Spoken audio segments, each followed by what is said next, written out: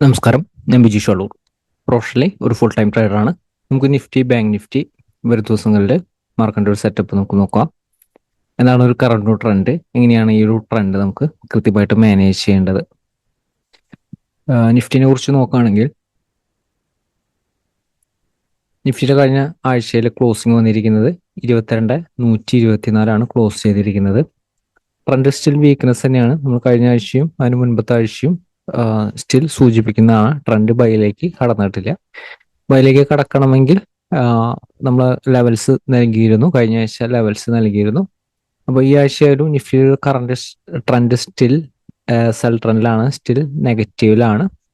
ഇപ്പോൾ നിഫ്റ്റി ആയാലും ഇനി ബൈയിലേക്ക് സസ്റ്റെയിൻ ചെയ്യണമെങ്കിൽ നമ്മൾ കഴിഞ്ഞ ആഴ്ചയിൽ റെസിസ്റ്റൻസ് നമ്മൾ നൽകിയിരുന്നു.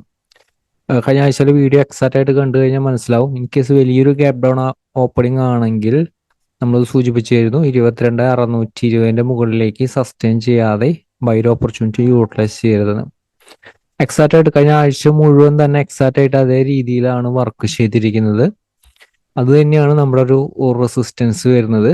അപ്പോൾ വരും ദിവസങ്ങളിൽ, വരും ആഴ്ചയിലായാലും നിഫ്റ്റിക്ക് 22,620 അല്ല 630, 630 മുകളിലേക്ക് ഒരു ക്ലോസിംഗ് ബേസിസിൽ ഒരു ക്യാനിൽ നിലനിർത്താതെ ബൈർ ഓപ്പർച്യൂണിറ്റിക്ക് സാധ്യത വളരെ കുറവാണ്. അപ്പോൾ ബൈർ ഓപ്പർച്യൂണിറ്റി യൂട്ടിലൈസ് ചെയ്യണമെങ്കിൽ 630 മുകളിൽ ക്ലോസ് ചെയ്തതിന് ശേഷം നെക്സ്റ്റ് ഡേയിൽ വരുന്ന ഓപ്പർച്യൂണിറ്റികൾ യൂട്ടിലൈസ് ചെയ്യാം.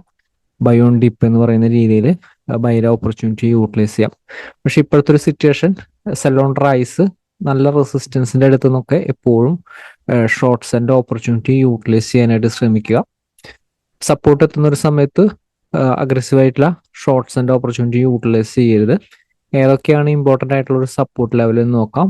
22,000 തൊട്ടടുത്ത് സപ്പോർട്ട് ഉണ്ട്, അതായത് 22,030 സപ്പോർട്ടാണ്, 22,030 സപ്പോർട്ട്. അപ്പോൾ അതിനുശേഷം നിഫ്റ്റിയുടെ ലോവർ ലെവലിൽ ഇനി സപ്പോർട്ട് കാണുന്നത് 22,825. 22,825 നല്ലൊരു സപ്പോർട്ടാണ്. 825 700 അടുത്താണ് ആ ഒരു സപ്പോർട്ട് വരുന്നത്.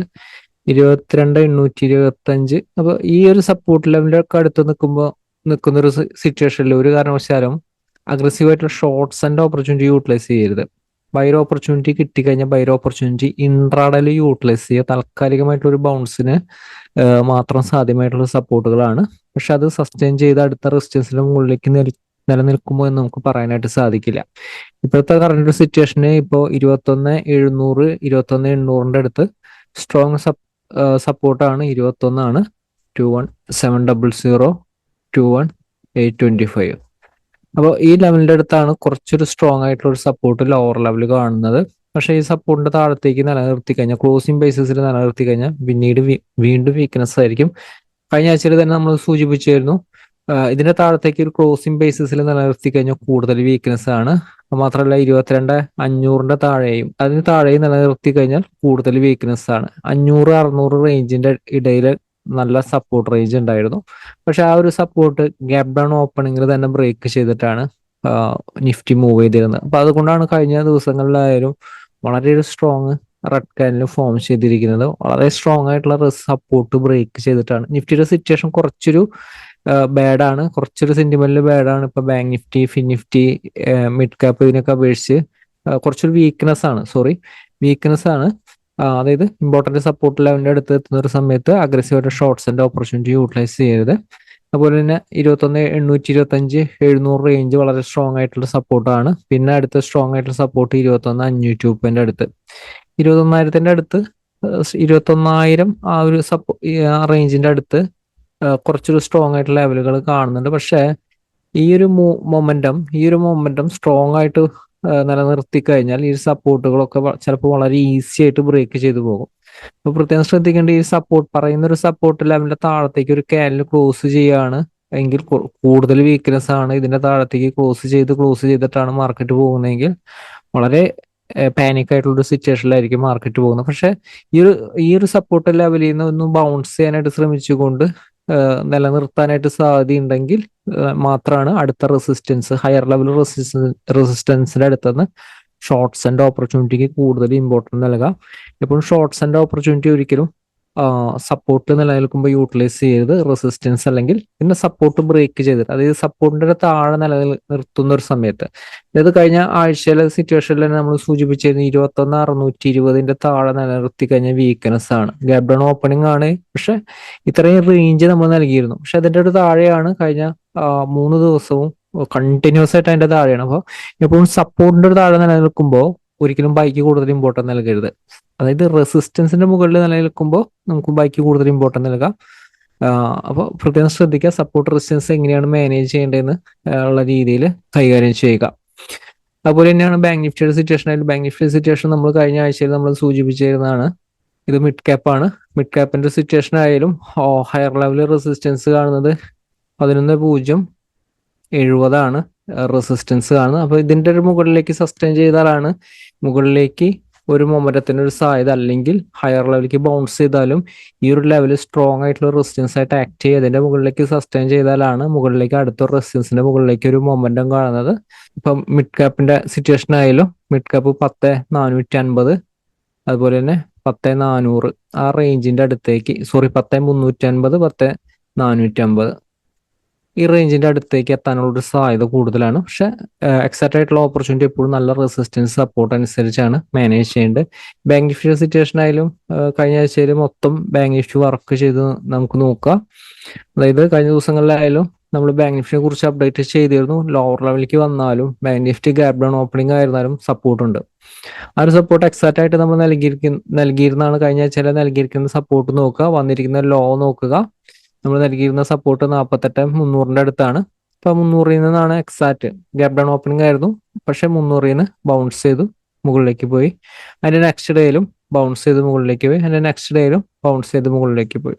അപ്പൊ അങ്ങനത്തെ രീതിയിലാണ് ബാങ്ക് നിഫ്റ്റി വർക്ക് ചെയ്തിരുന്നത്. പക്ഷെ അതിനുശേഷം ഇപ്പോഴും 48,300 താഴത്തേക്ക് ക്ലോസ് ചെയ്യാനായിട്ട് സാധിച്ചില്ല. ബാങ്ക് നിഫ്റ്റി സിറ്റുവേഷൻ ഇതിന്റെ താഴത്തേക്ക് ക്ലോസ് ചെയ്താൽ ഇനി കൂടുതൽ ഫർദർ വീക്ക്നെസ് ആണ്. ഷോർട്ട്സിന്റെ ഓപ്പർച്യൂണിറ്റി റെസിസ്റ്റൻസിന്റെ അടുത്തുനിന്ന് യൂട്ടിലൈസ് ചെയ്യുന്നതാണ് ഏറ്റവും ബെറ്റർ. അല്ലെങ്കിൽ സപ്പോർട്ടിന്റെ താഴത്തേക്ക് ക്ലോസ് ചെയ്തതിന് ശേഷം ഫർദർ ആയിട്ടുള്ള ഷോർട്ട്സിന്റെ ഓപ്പർച്യൂണിറ്റിക്ക് കൂടുതൽ ഇമ്പോർട്ടൻസ് നൽകാവുന്നതാണ്. നമുക്ക് നിഫ്റ്റിയുടെ സിറ്റുവേഷൻ, നിഫ്റ്റിനെ നമുക്ക് ഇന്റർഡേയിൽ മാനേജ് ചെയ്യാനായിട്ട് വരും ദിവസങ്ങളിൽ ഏതാണ് റൈറ്റ് സപ്പോർട്ട് റെസിസ്റ്റൻസ് എന്ന് നമുക്ക് നോക്കാം. ഹയർ ലെവൽ റെസിസ്റ്റൻസ് കാണുന്നത് 22,225, അതുപോലെ തന്നെ 22,300 അടുത്താണ് റെസിസ്റ്റൻസ് കാണുന്നത്.